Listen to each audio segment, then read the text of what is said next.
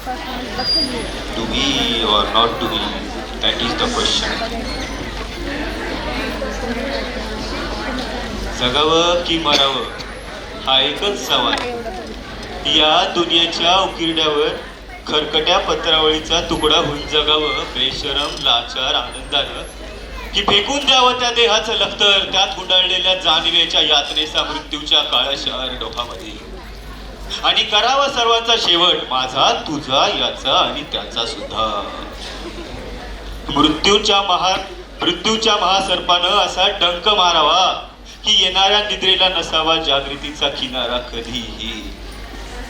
पण त्या निद्रेलाही पुन्हा स्वप्न पडू लागले तर इथेच मेघे नव्या स्वप्नांच्या अनोळखी प्रदेशात प्रवेश करायचा धीर होत नाही. म्हणून आम्ही सहन करतो हे जुने जागेपण, सहन करतो प्रेताच्या निर्जीवपणानं अभिमानावर होणारे बलात्कार, आणि अखेर करुणेचा कटोरा घेऊन उभे राहतो खालच्या मानेनं आमच्याच मारेकराच्या दाराशी.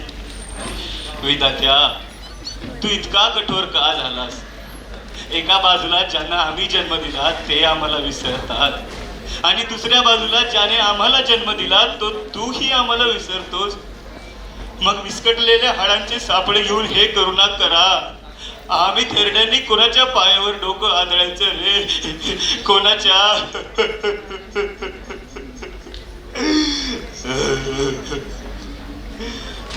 काय बघताय? काय हा घर देताय का?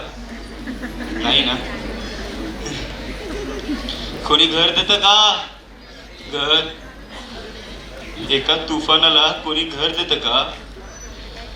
एक तुफान भिंती वाचून, छपरा वाचून, माणसाच्या माय वाचून, देवाच्या दये वाचून डोंगरा डोंगरात फिरतय, जिथून कोणी उठवणार नाही असे जागेत गुंतय. कोणी घर देत का रे? घर काय रे बाळा?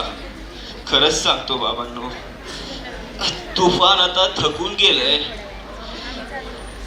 झाडा झुडपात, डोंगर दऱ्यात अर्ध अधिक तुटून गेलंय. वनव्याच्या जाळावरती, समुद्राच्या लाटावरती झेप झुंजा घेऊन घेऊन तुफान आता थकलंय.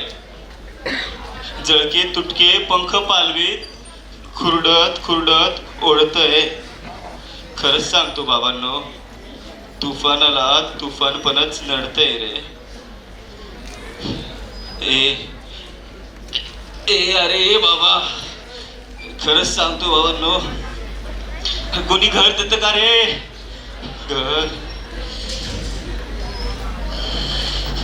तुफानाला महाल नको, राजवाड्याचा सेट नको, पदवी नको, हार नको, थैली मधली भेट नको.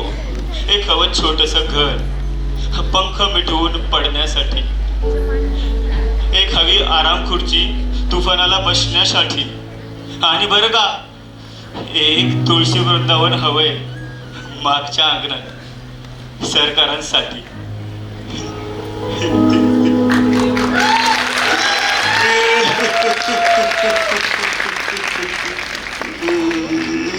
सरकार कसं जगायचं सरकार?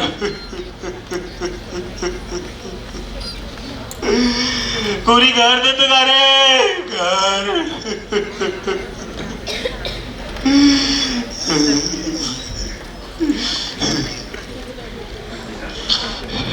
माझी सगळी किलबिशा आता गळून पडलेत बाळांनो. आता केवळ आनंद सोहळा साजरा होणार आहे. नव्या नाटकाचा पडदा वर जायची वेळ आली आहे. मला तिसरी घंटा ऐकू येते. माझी नटी अगोदरच स्टेजवर जाऊन बसली आहे माझी वाट पाहत. दूर व्हा, सगळं निरर्थक आहे. दया दाखवा म्हणून आज ज्युलियस सीझर कोणाशी प्रार्थना करत नाही, आणि कोणी प्रार्थना केली म्हणून त्याला क्षमा करत नाही. दूर व्हा. आता या लखलखणाऱ्या आकाशात अधळपणे मिरवायचे ध्रुवासारखं, ज्या गणित माणसाच्या दुनियेत मिळवलं होतं ज्युलियस सीझरने. आणि तो मी आहे, जो आपल्या जागी ठामपणे उभा आहे. तो मी आहे, ज्युलियस सीझर. आहे प्रतापराव, मी आहे ऑथेल्लो, सुधाकर आणि हॅमलेट, आणि मी आहे Ganpat Ramchandra Belwalkar Natsamrat.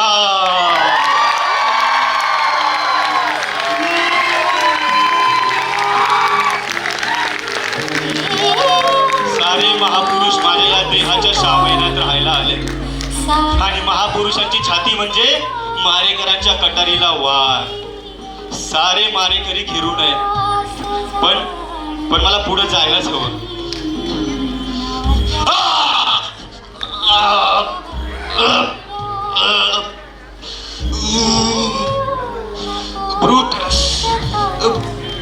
Brutus you to.